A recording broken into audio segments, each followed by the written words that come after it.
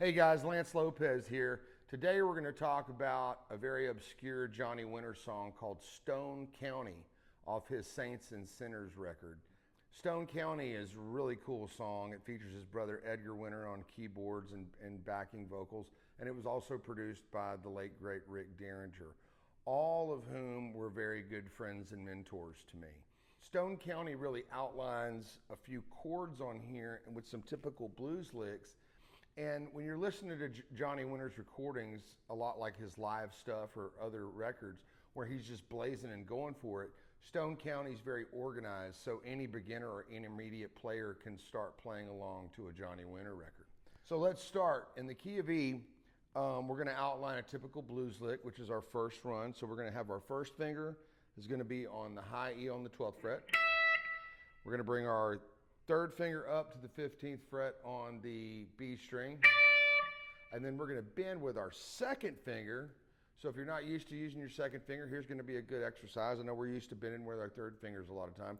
But we're going to bend with our second finger on the 14th fret on the G string, a full bend. And we're going to kind of give it a little vibrato by pushing.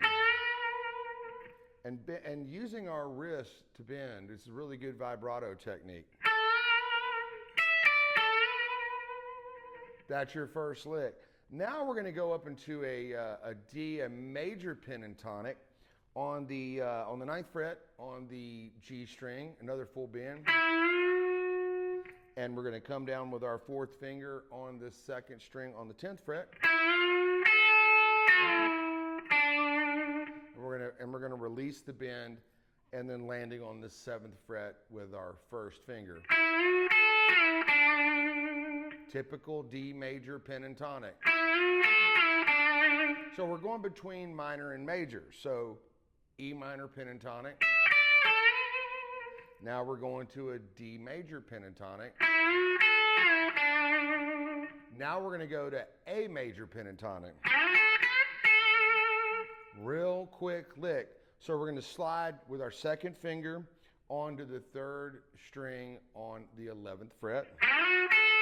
And then land with our first finger on the 10th fret on the second string.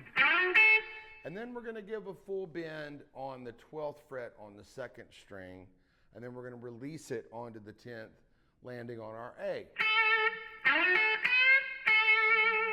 Very Leslie West style lick.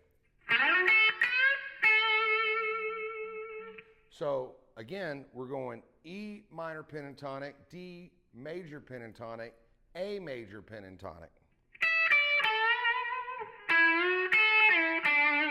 A major pentatonic. Now the last lick is going to go to a C minor pentatonic.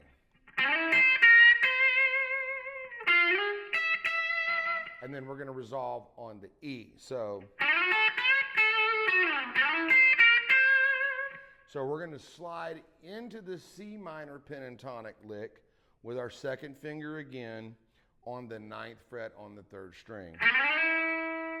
And then landing on the 8th fret on the high E.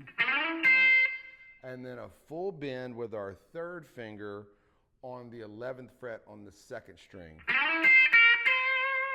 Full bend. And see how we're landing and then pushing?